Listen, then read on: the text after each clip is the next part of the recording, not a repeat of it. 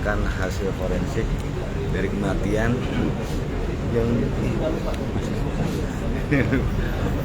mahasiswa UPI. Ya, sudah ada Kapolrestabes Bandung, Kombes Pol Budi Sartono, Kasat Reskrim. Sudah semua? Sudah. Terima kasih. Assalamualaikum warahmatullahi wabarakatuh.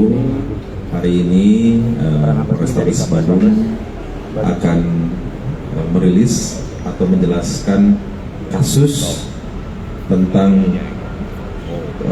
meninggalnya seorang wanita atau mahasiswi UPI yang terjadi pada hari Kamis tanggal 26 Desember 2024 sekitar pukul 15.05 di gedung Gimnasium Kampus UPI di Kecamatan Sukasari, Kota Bandung. Sebelumnya kami jajaran Polrestabes Bandung mengucapkan turut berduka cita untuk keluarga korban yang mahasiswi UPI yang meninggal pada hari tersebut. Kita perlu jelaskan untuk identitas korban, yaitu atas nama AM, umur 21 tahun, tempat tinggal di Kelurahan Cikalong, Kecamatan Kabupaten Bandung. Jadi yang bersangkutan ditemukan meninggal dunia atau ditemukan telah meninggal pada pukul 15.05 di Gimnasium Kampus UPI, ditemukan oleh 2 orang saksi. Pada saat itu saksi atas nama MF dan DN sedang hendak melakukan membuat konten di gimnasium tersebut. Pada saat saksi mendatangi gimnasium tersebut melihat ada sesosok jenazah sudah tergeletak di gimnasium dan telah dilihat ternyata jenazah wanita, dan setelah sejak itu dilaporkan kepada pihak kepolisian, dan pada saat itu Polsek Sukasari dan juga jajaran Polrestabes Bandung, tim Inafis langsung melaksanakan olah TKP. Pada saat pelaksanaan TKP langsung di tim penyidik melaksanakan pemeriksaan saksi-saksi, orang-orang yang mengetahui kejadian tersebut, dan juga mengamankan CCTV. Dari hasil penyidikan yang dilaksanakan oleh jajaran Polrestabes Bandung telah tergambar urutan-urutan kejadian pada saat itu. Yaitu pertama kali kita akan jelaskan dulu untuk masalah CCTV. Jadi pada saat CCTV telah kita ambil dan kita telah melihat termasuk CCTV di kos-kosan korban. Jadi pada pukul 11.33 korban keluar dari gang kos-kosan di Jalan Al-Farizi, Isola, Sukasari.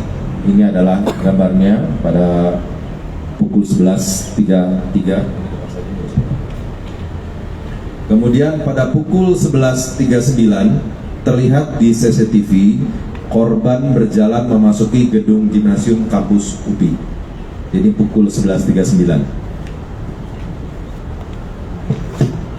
Kemudian pada pukul 11.40 korban juga terlihat di CCTV berjalan di dalam gedung Gimnasium Kampus UPI.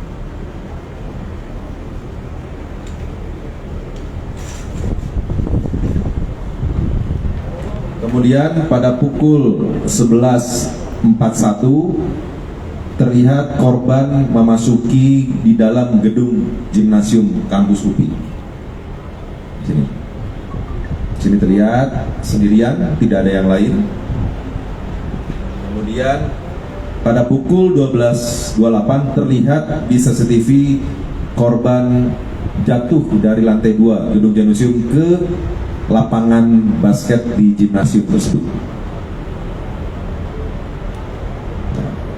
Oke, terima kasih. Kemudian setelah dari hasil tersebut, kami juga melakukan pemeriksaan saksi-saksi.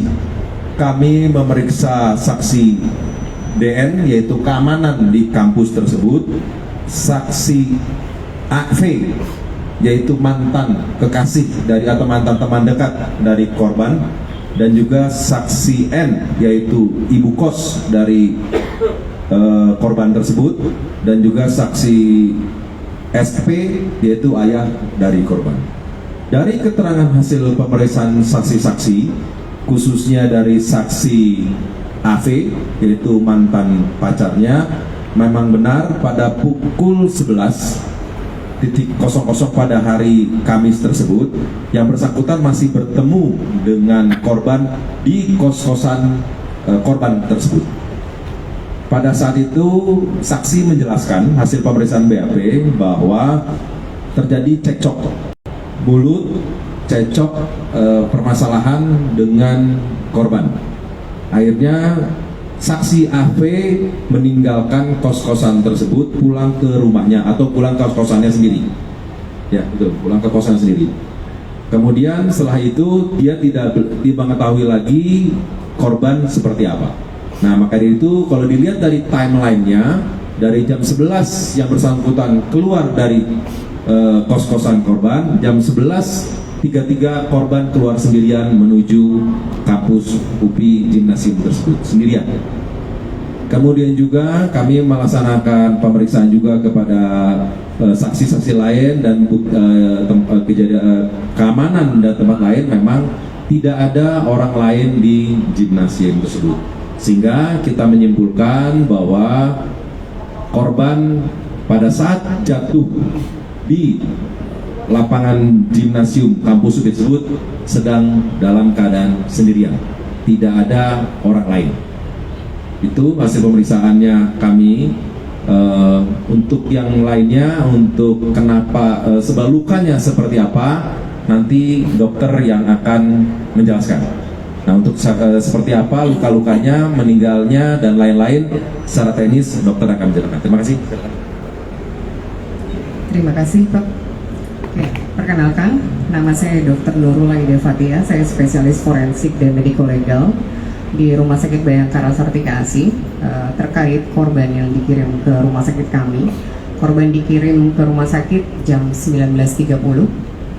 Kemudian menunggu surat permintaan dari penyidik, surat permintaan untuk dilakukan visum. Kebetulan keluarganya menolak untuk dilakukan otopsi, sehingga permintaan untuk visumnya adalah permintaan pemeriksaan luar jenazah. Pemeriksaan luar jenazah dilakukan di pukul 22. Kemudian dari pemeriksaan ditemukan ada beberapa luka. Lukanya itu ditemukan ada luka memar di daerah wajah. Kemudian ada luka lecet juga di daerah wajah sisi kanan. Kemudian ditemukan ada luka robek atau luka terbuka, itu di tungkai bawah kanan. Kemudian ada juga patah tulang tertutup, itu di tungkai atas kanan dan juga tungkai bawah kanan. Jadi distribusi lukanya ada di sisi sebelah kanan. Jadi mungkin sesuai dengan tadi yang ditunjukkan oleh Pak Kapolres, kondisi korbannya terjatuhnya memang ke sisi kanan dari sisi TV tadi. Karena ini hanya pemeriksaan luar jenazah, tentu sebab pasti mati tidak dapat ditentukan karena kami tidak bisa melihat kondisi di dalam tubuh jenazah. Berdasarkan luka yang kami temukan, tentu distribusinya sisi sebelah kanan, berarti itulah yang mengenai pertama, artinya yang mengenai lantai pertama kali. Kemudian untuk distribusi luka di mana lukanya yang dominan adalah yang di tungkai, kemungkinan itu pola luka jatuh dari ketinggian tentu sesuai. Nah, akan tetapi apakah itu bisa mematikan? Tentu bagian lain yang lebih vital, yaitu daerah kepala dibandingkan dengan tungkai bawah atau tungkai atas. Nah, tapi itu tidak bisa kita tentukan karena tidak dilakukan otopsi. Gitu, ya. Karena keluar darah banyak dari hidung, telinga, kemungkinan adanya patah tulang di daerah tengkorak. Akan tetapi tidak ditemukannya luka terbuka, tentu itu baru prediksi karena tidak bisa teraba dan tidak bisa juga terlihat, dan itu hanya bisa dipastikan dengan dilakukan otopsi yang di sini tidak kami lakukan karena keluarga menolak untuk dilakukan otopsi. Mungkin itu dari saya, terima kasih. Terima kasih. Ada yang bertanyakan? Komandan, jadi penyebabnya itu kenapa? Apa hanya karena lagi jalan tiba-tiba jatuh atau ada pemicu lain, mungkin sakit atau hal lain gitu? Ya, yang hasil pemeriksaan memang terjadi cekcok dengan mantan pacarnya. Diduga mungkin adalah masalah asmara.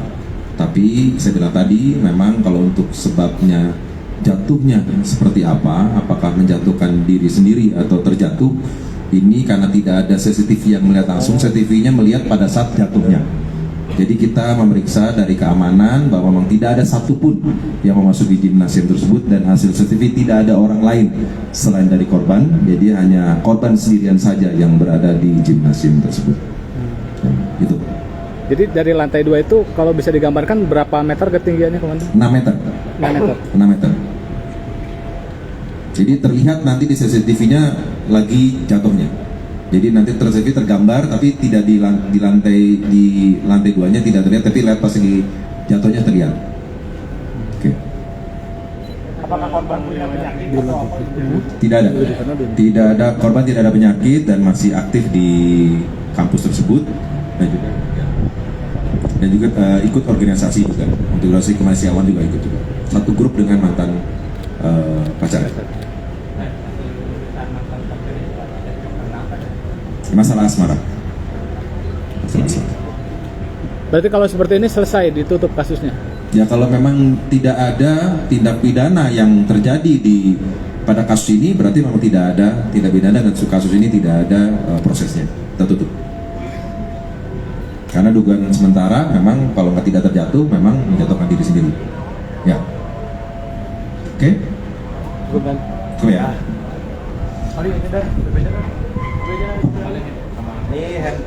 Ini handphone yang korban yang ada chatting-chattingannya dengan diri sendiri juga, dan Diri sendiri? ini CCTV yang timeline yang mungkin bisa dilihat nanti. Ini rekam. Jalan 1, 2, 3. Dan